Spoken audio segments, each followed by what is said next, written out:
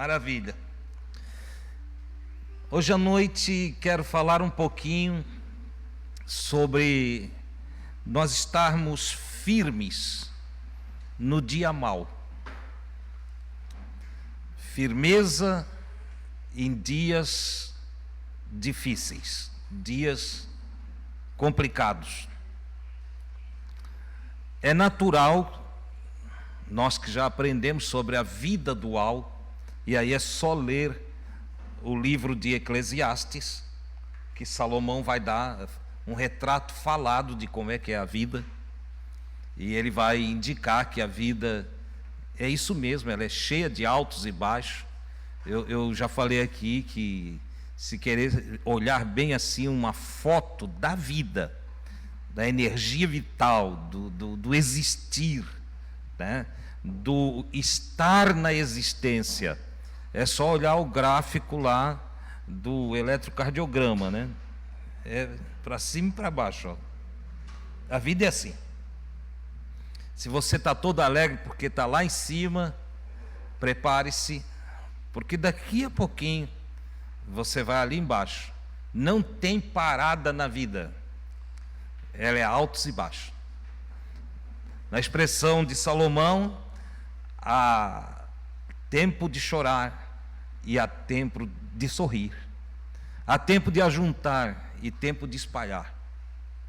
Há tempo de abraçar e tempo de se afastar do abraço. É assim. Tudo é assim. E tudo tem o seu tempo determinado. O que complica às vezes é que nós não nos preparamos para o dia mau. É raro quem na vida para, diz, como é que eu vou fazer se as coisas ficarem complicadas? Se as coisas fugirem do meu controle, como é que eu vou agir? Como é que eu vou reagir? O que faço? É raro quem se prepara para isso. Só pessoas muito elevadas consciencialmente, espiritualizadas, pessoas que tiram tempo para si mesmos, porque isto é outro problema. Na correria da vida, é raro quem tira tempo para estar consigo mesmo. Nós investimos muito para estar com várias pessoas em volta de nós, né? São as baladas da vida, né? Os mais velhos aí não vão falar de balada, mas queremos gente junto conosco. A gente vai trazendo pessoas, promovemos esses encontros. E tem mesmo pessoas que têm uma dificuldade, tem pessoas que não gostam dela, porque tem uma dificuldade de ficar consigo mesmo. Mas é preciso que a gente se prepare, e só tem uma forma de se preparar para o dia mau. Estou falando de preparação, entende? Para o dia mau, que é termos encontros constantes com nós mesmos. Nos interiorizar, nos conhecer, avaliar nossa estrutura psíquica, entender o tamanho da nossa força, para nós não investirmos força naquilo que não alcançamos, e ao mesmo tempo para buscarmos forças se detectarmos fraqueza. Entendeu? Senão o que acontece? Vem o dia mau, como eu disse, ele é inevitável, ele vai vir. Paulo escreve aos Efésios, nós vamos falar disso um pouquinho hoje, porque a ideia aqui é passar para vocês como ter firmeza nos dias maus. Como nos mantermos energizados, conscientizados, e não sucumbirmos, não cairmos de vez, não nos desesperarmos nos dias maus. A receitinha que o Paulo vai passar para nós aqui, entende? Ou a orientação que ele vai nos dar, é interessante. Entende? Mas antes disso precisa essa preparação, eu preciso me preparar. Você já se preparou para isso? Você já se preparou para as perdas? Tem que se preparar, vai ter perda. Entendeu? Você já se preparou para ficar sem nada? Isso não vai acontecer, não vai, E se acontecer? Teve uma porção de gente que foi dormir e acordou, não tinha mais casa, não tinha mais carro, não tinha mais empresa, não tinha mais nada. Em várias nações, terremotos, vendavais, né?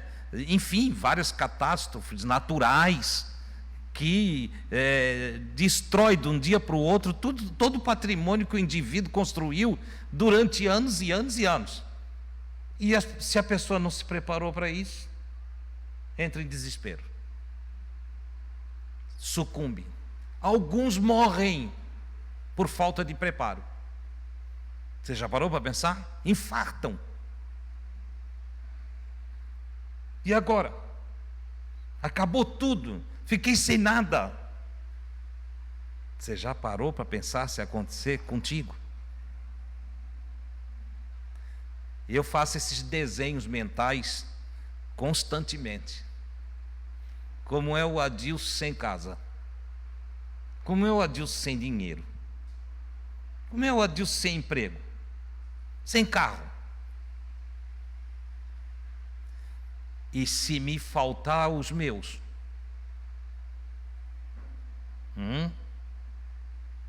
Meu pai já foi. Minha mãe, se for daqui a pouco. Mas é natural, irmão. Está, e se inverter o processo? Se quem for é o meu filho, minha filha, ou um dos netos. Irmão Adilson, eu não gosto de pensar. Aí está o teu problema.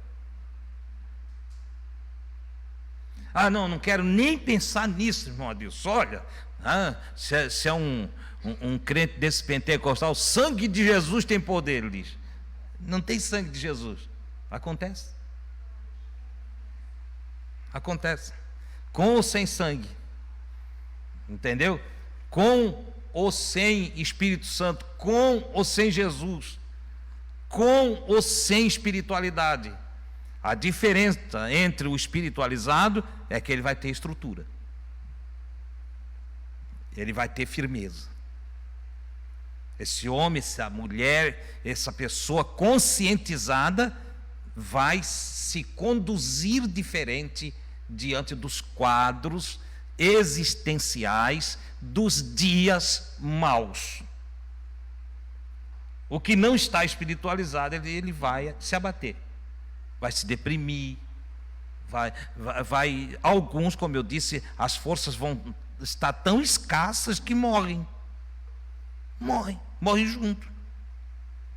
Você está me entendendo? E o irmão Paulo então chama a nossa atenção para nós estarmos preparados no dia mau. Efésios, capítulo de número 6, versículos 13 a 18, o Paulo diz assim: portanto, vistam toda a armadura de Deus. Vou pontuar aqui primeiro. Existe uma armadura que não é humana.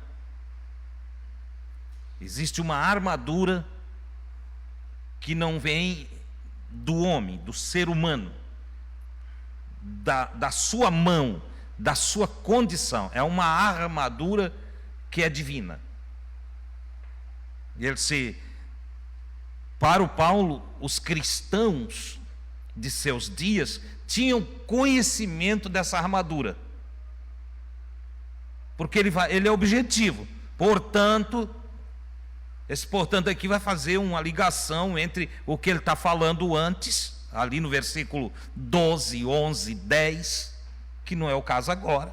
Nós vamos falar um pouquinho do versículo 12 na minha finalização aqui, mas ele diz: vocês têm esse conhecimento, vocês têm esse entendimento, essa visão, então vistam toda a armadura de Deus, para que possam resistir firmes, ou outra tradução diz firmes, essa vai dizer, para que possam resistir no dia mau e permanecer inabaláveis, depois de terem feito tudo.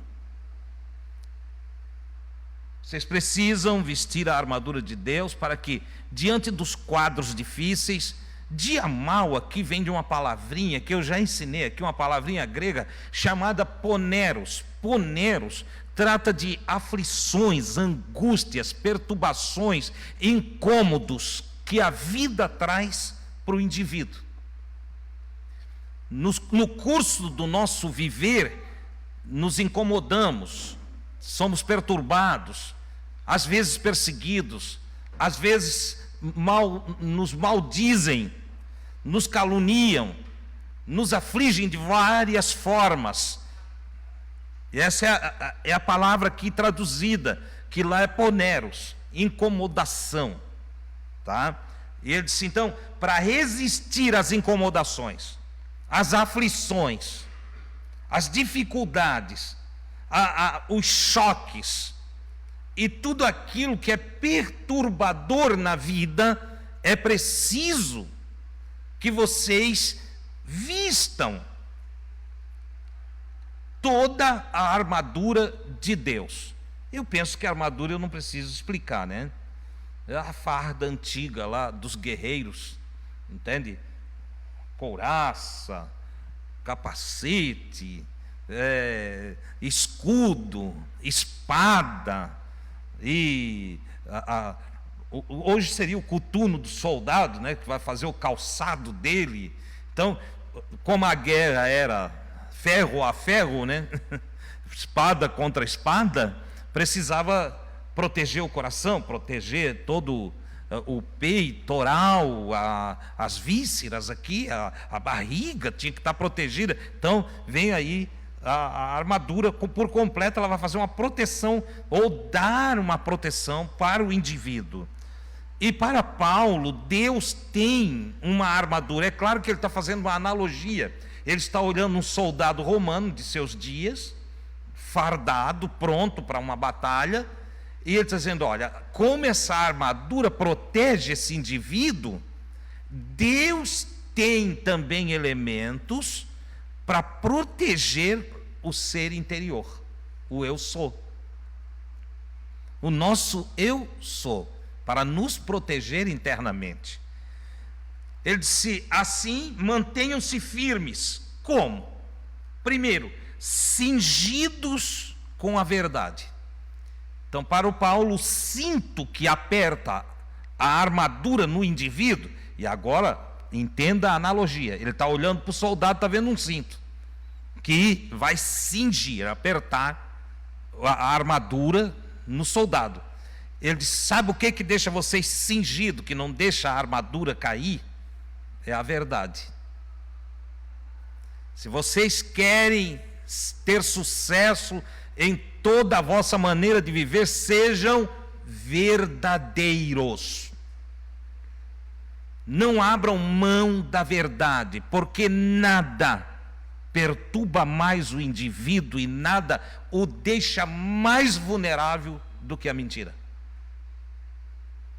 O sujeito que não lida com a verdade, com a realidade das coisas. Verdade é sinônimo de realidade, enquanto mentira é sinônimo de ilusão, de falsificação. Entendeu? A maioria das pessoas vive iludidas. Se você parar para observar, a maioria vive uma ilusão. Porque eu tenho que ter isso, eu tenho que ter aquilo, eu tenho que ter aquilo. Para você viver, você não precisa nada disso. Mas se eu não fizer tal coisa, olha, a minha vida. Você não precisa fazer isso aí. A vida sua vai continuar do mesmo jeitinho, se você não conseguir alcançar aquilo ali, que aparentemente é uma necessidade. E por isso eu estou chamando de ilusão. Porque o grande terreno dos nossos dissabores é a nossa mente. Essa batalha, vamos chamar de batalha espiritual, ela se dá no terreno da mente, nas imaginações, nos desejos, nas vontades, nos impulsos, na inveja, no copiar o outro. Vocês já pensaram? Teve um tempo que a mãe mandava nós para a aula com uma calça rasgada, nós não ia. Apanhava e não ia. Digo mais, não precisava nem ser rasgada. Podia ser uma calça arremendada. Entendeu? Era uma choradeira. Deus o livre botar uma calça arremendada. Pois hoje o sujeito paga caro para ter uma calça rasgada. Entendeu? E tem calça rasgada. Até eu já vim aqui com calça rasgada. Entendeu? Rasgada no joelho, na coxa, enfim. Entende? Mas por que agora é aceito?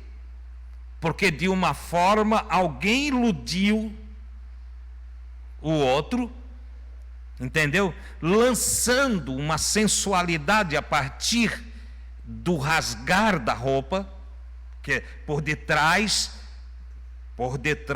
desta condição tem a sensualidade.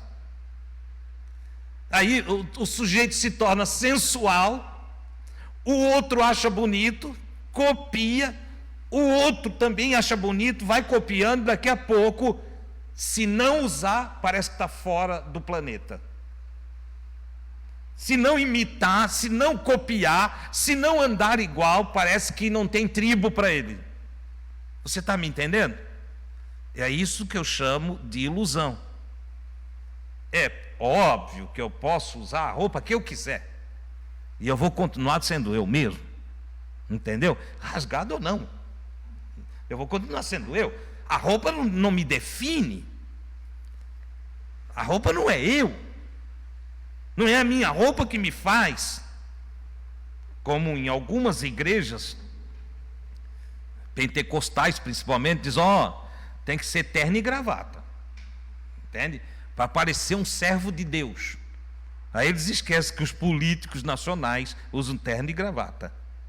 E de Deus eles não têm quase nada. Só a vida. Entendeu? Porque são uma lástima. Eis uma classe que eu não me imagino imitando. Deus me livre de imitá-los. Não quero saber de imitá-los. Você entende? Mas está ali, a ilusão se forma.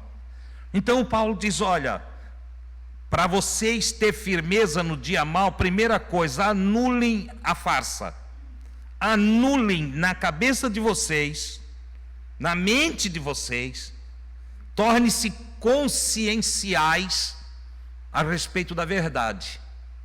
E aniquile toda a mentira. Tirem fora a mentira, a farsa, a ilusão. Se você parar e pensar nas coisas que já te fizeram chorar, nas coisas que já te fizeram sofrer, nas noites mal dormidas e nos dilemas que você já enfrentou, você vai perceber que tinha muita ilusão lá dentro. Só, poxa, realmente, eu estava apegado a algo, eu estava fixado em algo, eu reduzi a minha vida em um ponto X da minha percepção, e eu esqueci de todo o restante, e aí eu chorei, e aí eu sofri, e aí eu me deprimi, e aí eu me cansei, como se a vida se resumisse ilusoriamente naquele ponto da minha fixação. Então, consciência é eu ter a percepção que as minhas ilusões podem ser aniquiladas quando eu encaro a realidade da minha vida. E a minha vida é muito mais do que o ponto da minha fixação sofredora. Ok? Então, a armadura divina para o indivíduo, primeiro é a verdade, a realidade. Cai na real. Entendeu? É gíria popular essa mesmo, tá? Cai na real. Esse cai na real é... Ei, volta para a realidade. Deixa de navegar essas terras longínquas do terreno mental, aonde você mergulha na ilusão de que nada mais agora presta, que nada mais...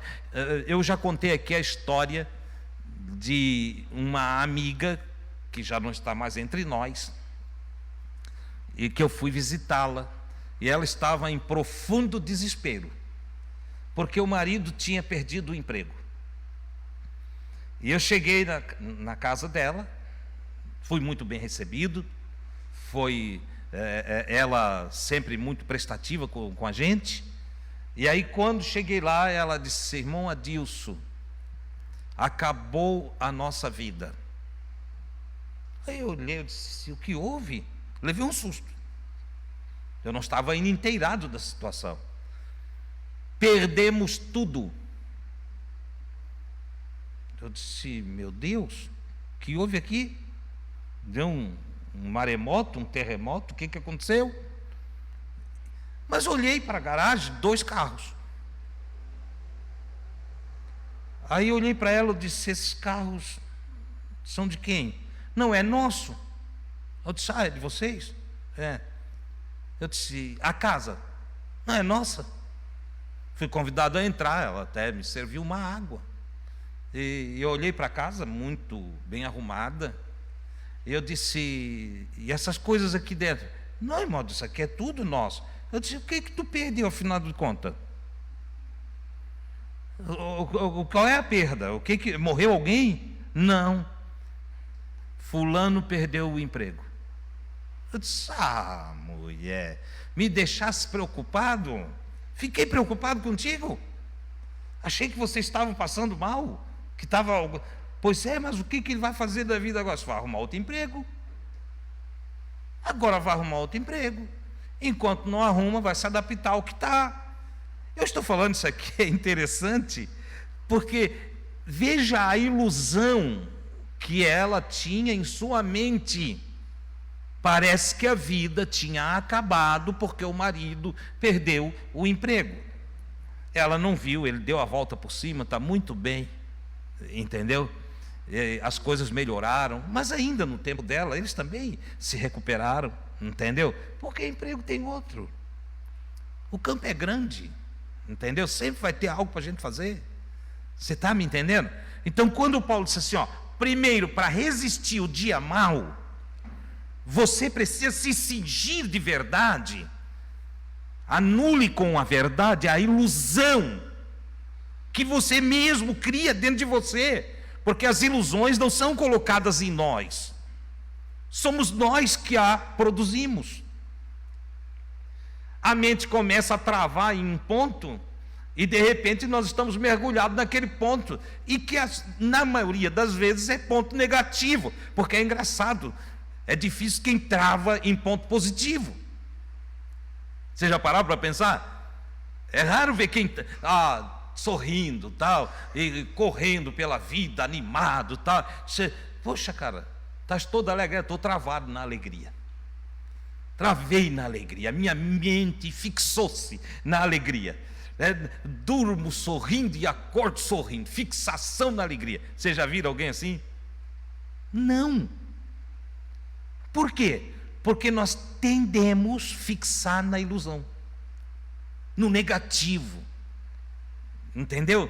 Na criação mental. Meu Deus, mas se não der isso... Por exemplo, mãe e pai, né? Quando estão preocupados com o filho saiu, está tarde, não chegou até agora em casa. Já viram o pai dizer: não, ele está bem.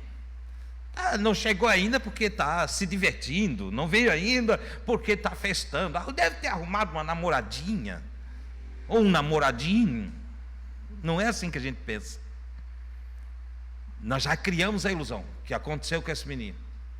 Desse que aconteceu com esse menino, e hoje eu não vou ter tempo para falar aqui, porque nós vamos, dentro do versículo 12, fala de principados, potestades, que a maioria pensa que é demônio, é não sei o quê, não tem nada a ver. É a cadeia, entende, planetária de pensamentos. Pensamento principal, pensamento secundário, entendeu? Hostes, chuvas de pensamento, multidões de pensamentos, e nós acabamos nos perdendo entre muitos pensamentos.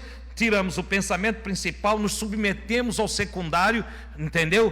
Potestades. E vem as hostes, aí inferniza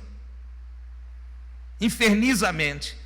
Deve ter batido, aconteceu alguma coisa, liga para o amigo, acorda o pai do amigo, entendeu? Aí é para descobrir que ele está na esquina de casa, num papo alegre, certo? Discutindo como vai ser a vida dele no futuro, filosofando na esquina de casa, e a mãe e o pai sem dormir, acordando os outros que já estavam dormindo, pela ilusão travada no negativo. Você está me entendendo? Tudo ilusão. Cinja-se de verdade, acabe com a ilusão, acabe com as ideias negativas na tua mente, aniquile elas, colocando verdade, tratando realidade, vendo as coisas com realidade. Ele continua: vista a couraça da justiça. Meus amigos, não tem paz, não tem sucesso, não tem bem-estar para quem é injusto.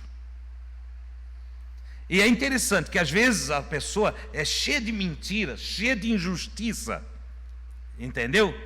Só pensa nela, é egocentrista, e no seu egocentrismo é injusto no que diz do outro, no que faz para o outro, é injusto nos tratos, nos acordos, na palavra. E daqui a pouco ele está todo atribulado, ou ela, e sabe o que diz? O diabo está me tentando, Satanás quer me destruir, o inimigo quer me matar. Não tem Satanás nenhum, não tem diabo nenhum, não tem inimigo nenhum.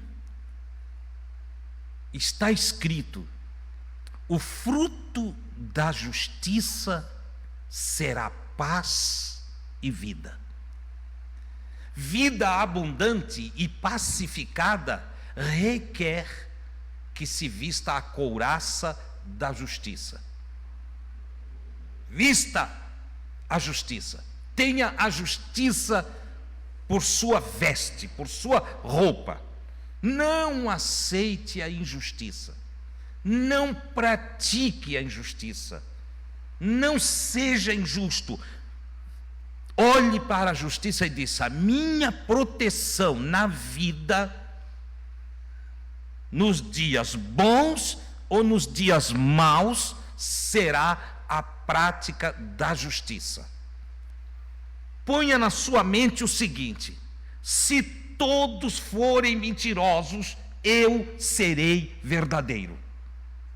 Se todos forem injustos, eu serei justo. Eu já fiz uma escolha para a minha vida. Eu vou viver uma vida na prática do bem e estarei protegido pela justiça. Eu serei correto, justo em todos os da minha vida.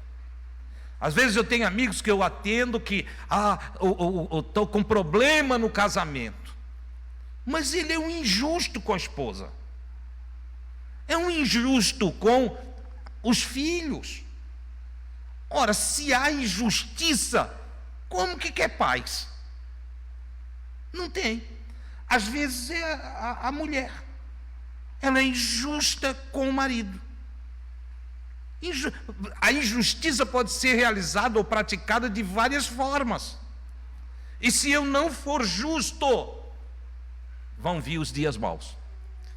E nos dias maus eu não vou me estabelecer, não vou suportar, vai ser ruim para mim. Continuando, ele ainda diz: calce os calçados do evangelho da paz. Ou, na expressão objetiva dele, tendo os pés calçados com a prontidão do evangelho da paz. Você sabe que evangelho é propaganda, né? Evangelho é o equivalente à propaganda. Tem gente que diz: eu vou pregar o evangelho. Na verdade, quer dizer, eu vou fazer propaganda. Evangelho é propaganda, é boas novas, é o anunciar coisas boas. Entendeu? E o Paulo diz: olha, um dos anúncios que nós devemos propagar, falar, é da paz. Fale de paz, fale de coisa boa. Você já está vestido de justiça, já escolheu ser verdadeiro. Então agora a sua divulgação, a propagação dos seus lábios deve ser coisas boas e pacíficas. Então eles te calçam nisso. Mude o teu diálogo. Pare de falar o que não presta. E passe a falar, a propagandear, entendeu? A divulgar, a propagar, entende? Boas coisas, boas novas, boas notícias de paz, de pacificação, de consertos, entendeu? Porque as pessoas são tão rápidas para falar de coisas ruins, né? Tem qualquer coisa, sabia do fulano? Quando vem com essa para mim, eu já arrepia. Sabia do fulano? Estás sabendo do que aconteceu? Pare de falar isso. Fala do que é bom. Estás sabendo das boas novas aí? Qual é? Olha, estamos aprendendo uma coisa boa: viver bem, tratar os outros bem, considerar cada pessoa em volta de nós, olhar para as pessoas com dignidade, respeitar todo mundo, apesar da desigualdade. Entendeu? Nos nossos encontros pode se reunir, não importa a raça, não importa a cor, não importa nada. Não importa opção sexual, não importa coisa nenhuma. Todos têm valor. Todos são bem-vindos, todos são queridos. Todos estão procurando paz para a sua vida, justiça e verdade. Uma comunidade que se une dentro desses padrões são pessoas que vão se ajudar, pessoas que vão querer o bem uma da outra. E não tem discussão aí, não tem que haver discussão sobre as diferenças, porque nós somos maravilhosos nas nossas diferenças. Você sabia disso? Você sabia que se nós fosse tudo igualzinho, seria uma chatice? Meu Deus, se vocês fossem tudo igual, eu não suportava vocês. Que legal que vocês são diferentes.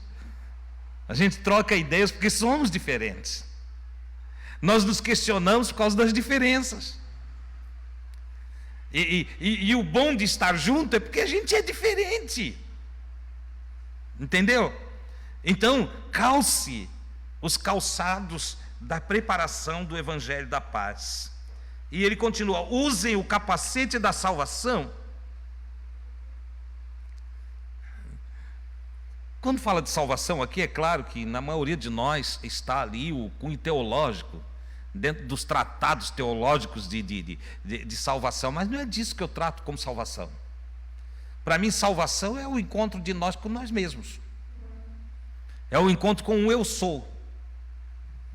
Estar salvo é ser o pródigo que cai em si, é o indivíduo que, depois de muito iludido por muitas coisas, acaba caindo em si e se descobre na percepção de que ele não é o que imaginava ser, de que ele não precisa ser o que foi até agora, de que não precisa estar mergulhado na desgraça, na miséria, na aflição, na angústia, mas que pode ser um ser diferente daqui para ali.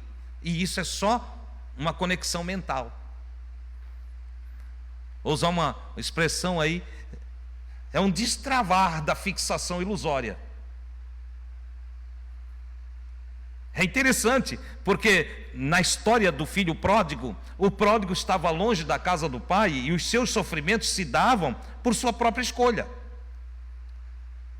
O pai não contribuiu em nada para que ele sofresse. Como alguns dizem, Deus está me provando, Deus está me testando. Deus está nada. Agora Deus tem lá tempo a perder para ficar judiando de nós aqui na terra?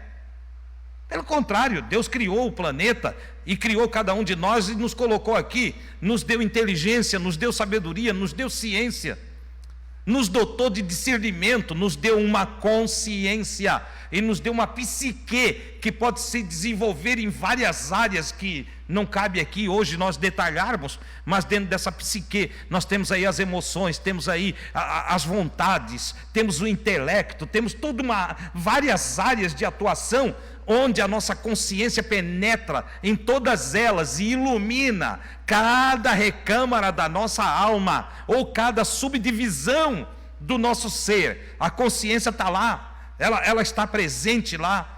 Entendeu? Nós podemos avaliar sentimentos, podemos avaliar nossos desejos, podemos avaliar nossas vontades, aquilo que temos por inteligência, nós podemos avaliar. O fato é que nós negligenciamos, não avaliamos, deixamos correr frouxos os pensamentos.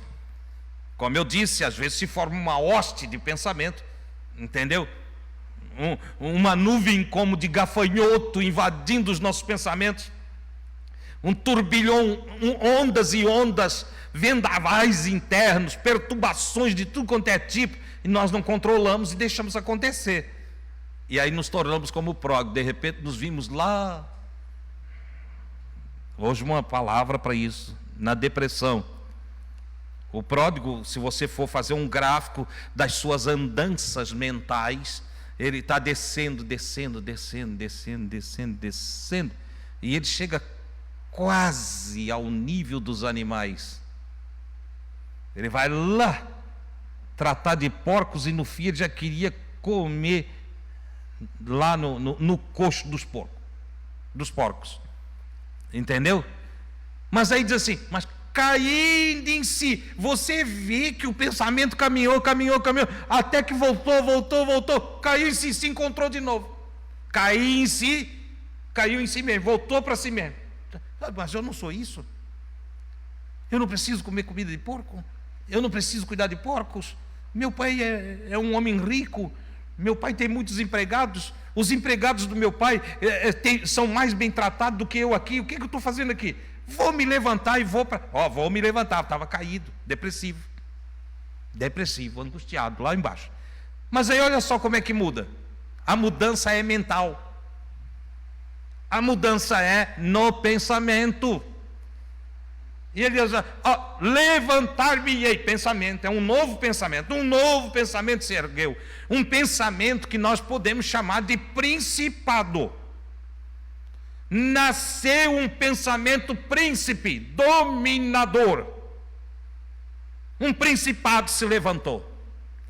Se tem um principado, logo em seguida vai vir a sequência de pensamentos da coordenação do pensamento principal. Qual é a sequência? Paulo vai chamar de potestade.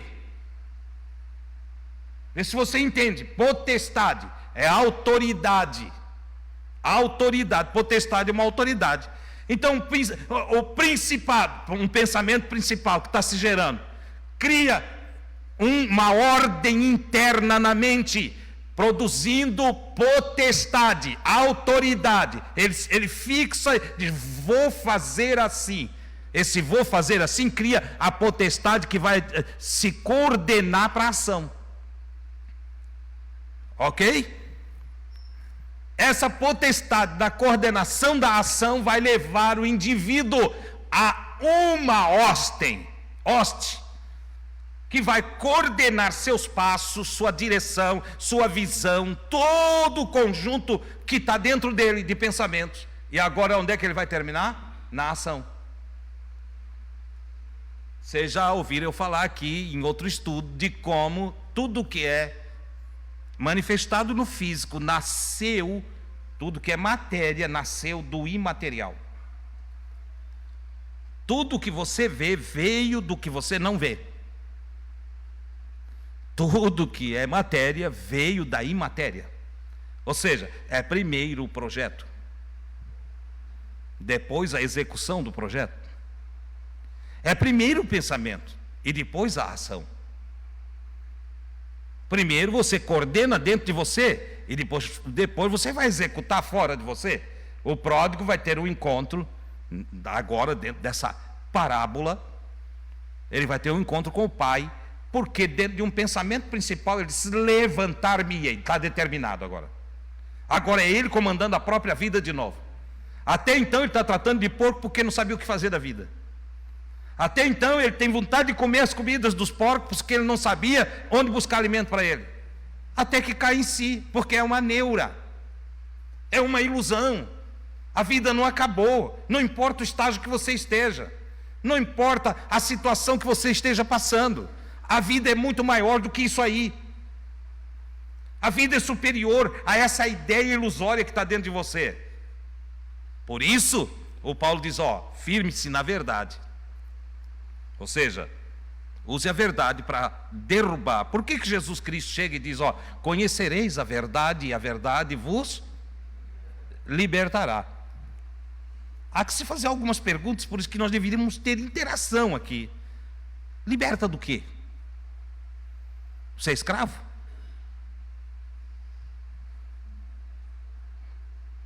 Você está amarrado? Está preso?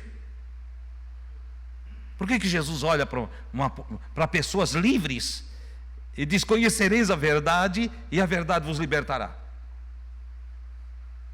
Ele estava tratando das amarras mentais.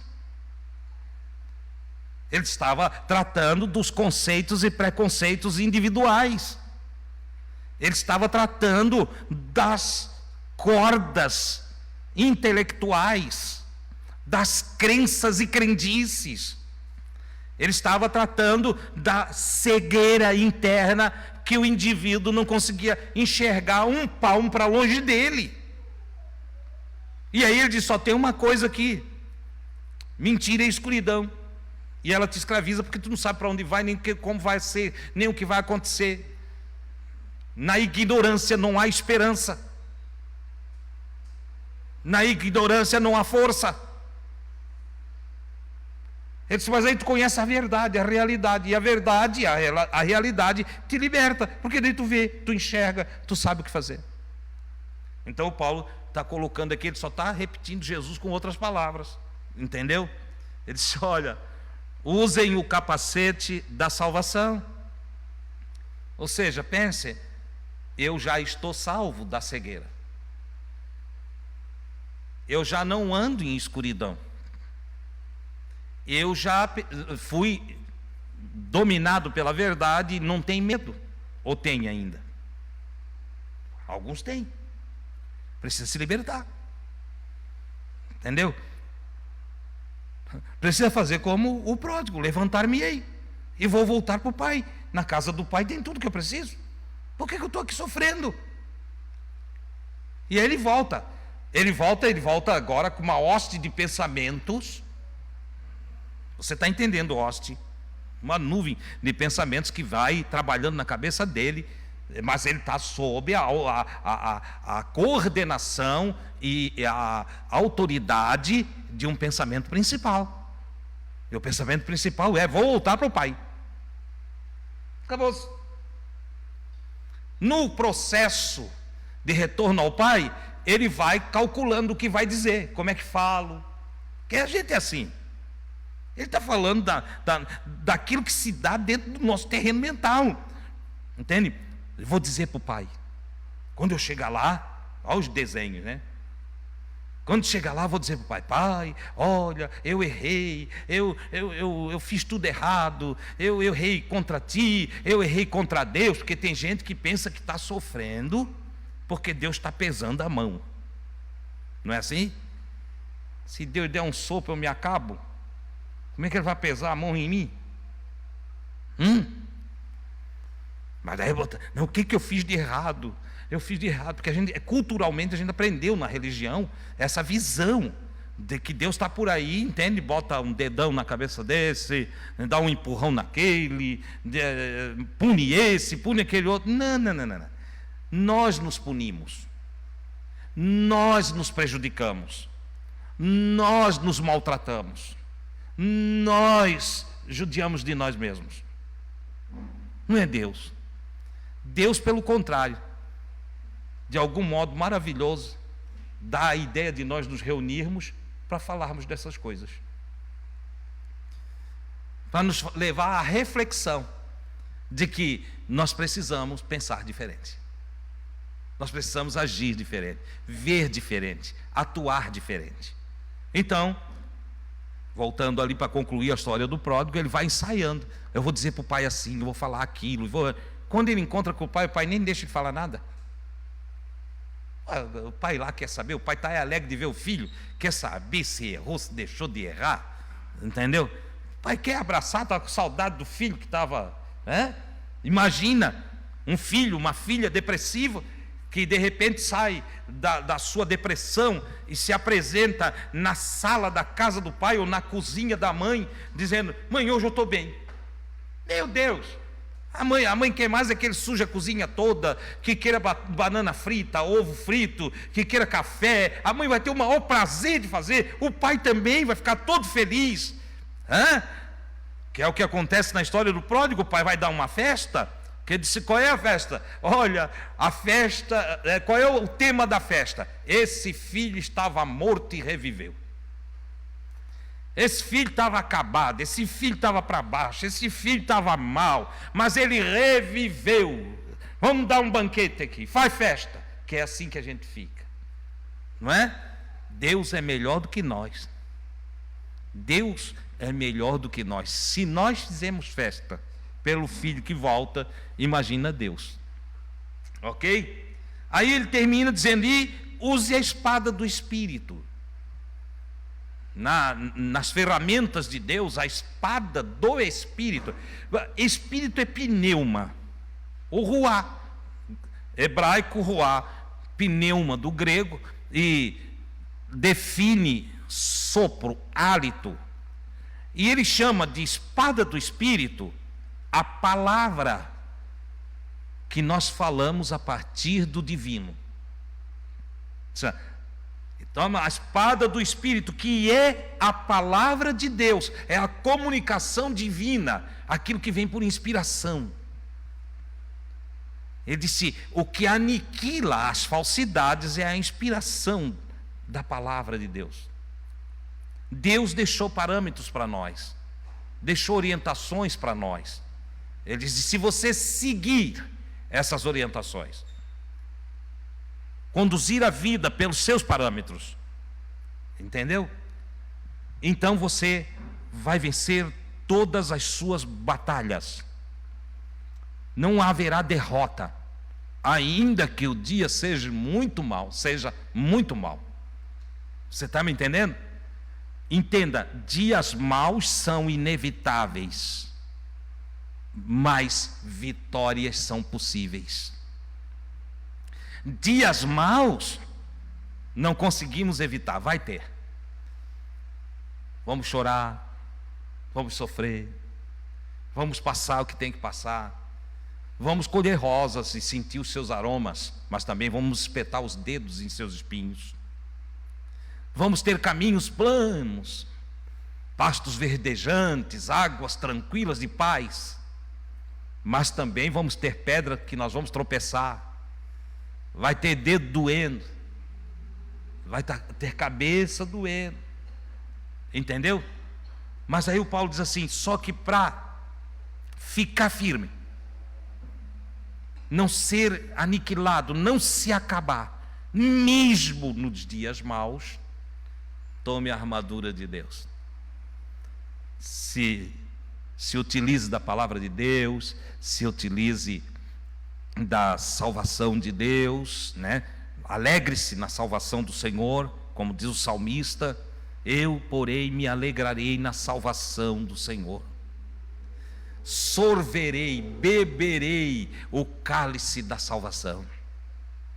Me alimentarei e saciarei a minha sede na salvação do Senhor.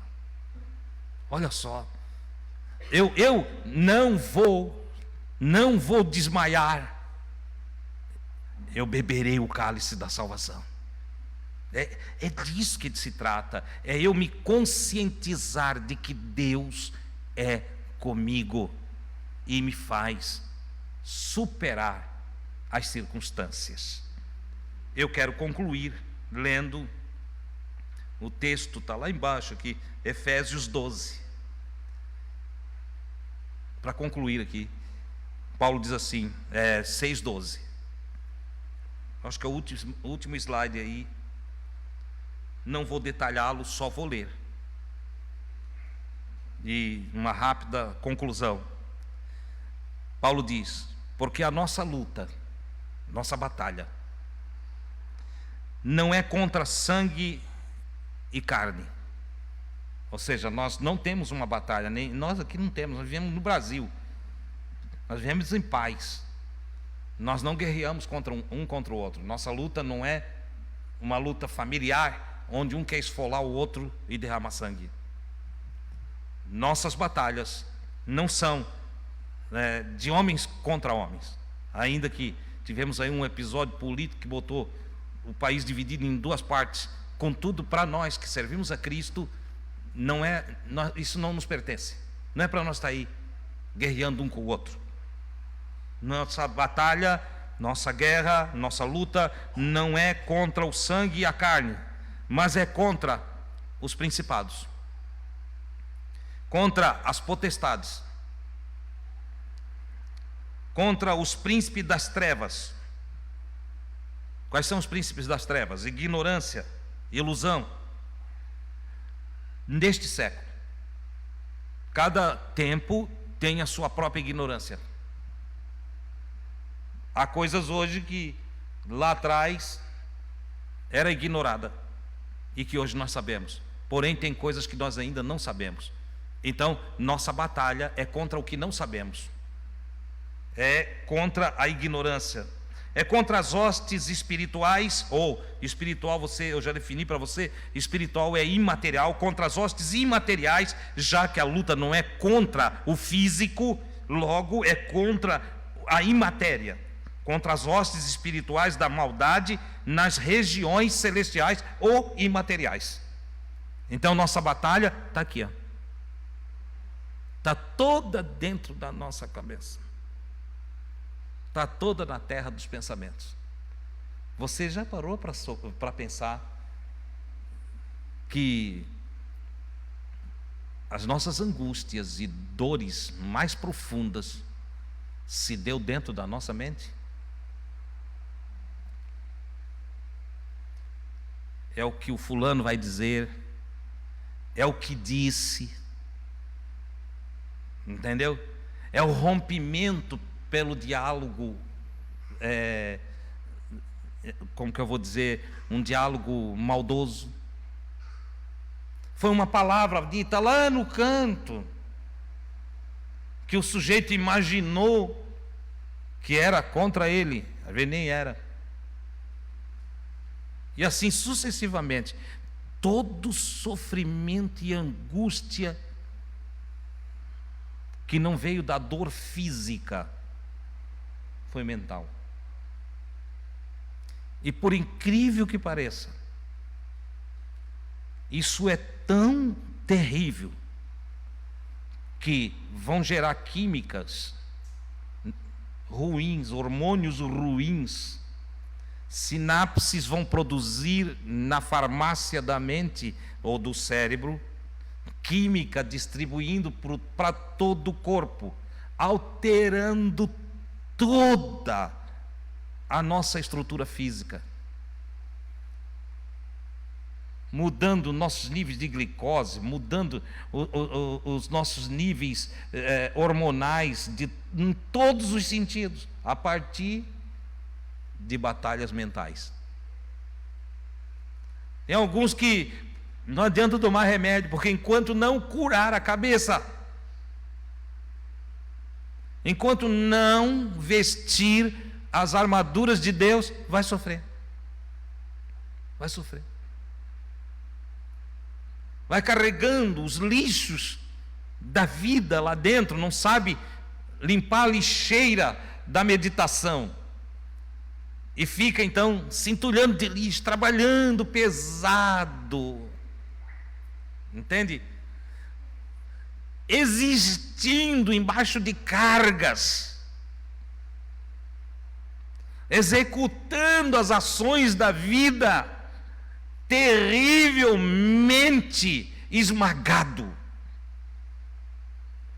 Foi nesse contexto da percepção de Cristo que ele olha para os que estão em volta dele em uma época de depressão e angústia, na invasão dos romanos em Jerusalém e na dominação dos príncipes políticos e dos principados estabelecidos dentro dos vários territórios de Israel, com potestades de soldados dominando toda a região. A multidão depressiva do pós-guerra, angústias, raiva, ódio, mágoa. É nesse contexto que Jesus diz: vinde a mim, todos vós que estáis cansados e sobrecarregados, estão com peso aqui, e eu vos aliviarei. Tomai sobre vós o meu jugo, ligai-vos a mim, conectai-vos a mim, vem comigo e aprendei de mim. Aprendam comigo, aprendam do que eu tenho para ensinar, e achareis descanso para as vossas almas, para a vossa psique. Achareis descanso para a vossa mente. Porque o meu jugo é suave e o meu fardo é leve. O que eu tenho para vocês não é mais uma carga religiosa, mas é a libertação, a liberdade, a visão da vida com leveza, a alegria de existir sem medo de viver e ser feliz. É isso. Essa é a lógica de usar essa armadura e não ter medo do que a vida trouxer, porque tudo aquilo que a vida me trouxer, eu receberei, porque dela tirarei energia para viver feliz. Amém? Fique com essa palavra nessa noite. Eu vou orar.